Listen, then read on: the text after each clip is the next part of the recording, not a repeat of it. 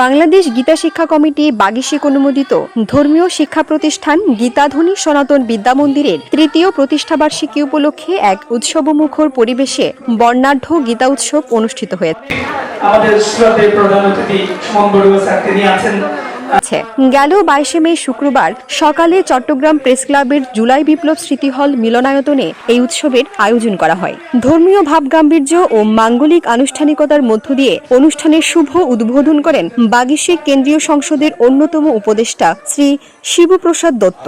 উদ্বোধনী বক্তব্যে তিনি বলেন, সমাজে নৈতিক ও মানবিক মূল্যবোধ প্রতিষ্ঠায় গীতা শিক্ষার কোনো বিকল্প নেই। প্রতিটি পরিবারের শিশুদের মাঝে গীতার আলো ছড়িয়ে দিতে গীতাধনী সনাতন বিদ্যা মন্দির প্রশংসনীয় ভূমিকা পালন করে আসছে।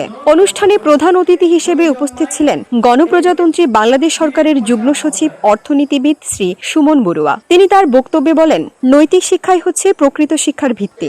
নতুন প্রজন্মকে আদর্শ নাগরিক হিসেবে গড়ে তুলতে হলে জাগতিক শিক্ষার পাশাপাশি তাদের ধর্মীয় ও নৈতিক শিক্ষা প্রদান করতে হবে।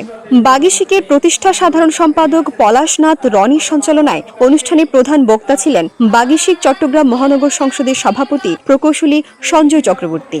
মহান অতিথি ছিলেন ডাক্তার রিপন কান্তি দেবনাথ এবং ডাচ বাংলা ব্যাংক পিএলসি এর এডিবি জনাব এডাম ম্যাথিউ গনসালভেস। আলোকিত অতিথি ছিলেন সমাজ অনুরাগী ডাক্তার বিকিরণ বড়ুয়া, তরুণ সমাজসেবক শ্রী সৈকত মহাজন সাজু এবং আশিস দে মনি। অনুষ্ঠানে বক্তারা ধর্মীয় শিক্ষা প্রসারে ও সনাতন সংস্কৃতির বিকাশে সম্মিলিতভাবে কাজ করার প্রত্যয় ব্যক্ত করেন।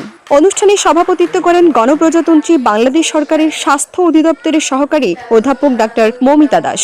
তিনি আশা প্রকাশ করে বলেন, গীতাধনী সনাতন বিদ্যা মন্দির আগামীতেও তাদের ত্যাগের ও সেবার মানসিকতা বজায় রেখে সমাজকে আলোর পথ দেখাবে। অনুষ্ঠান শেষে বিশ্বশান্তি ও মানব কল্যাণে বিশেষ প্রার্থনা করা হয়। অর্পিতা ঘোষ, সনাতন টিভি, চট্টগ্রাম।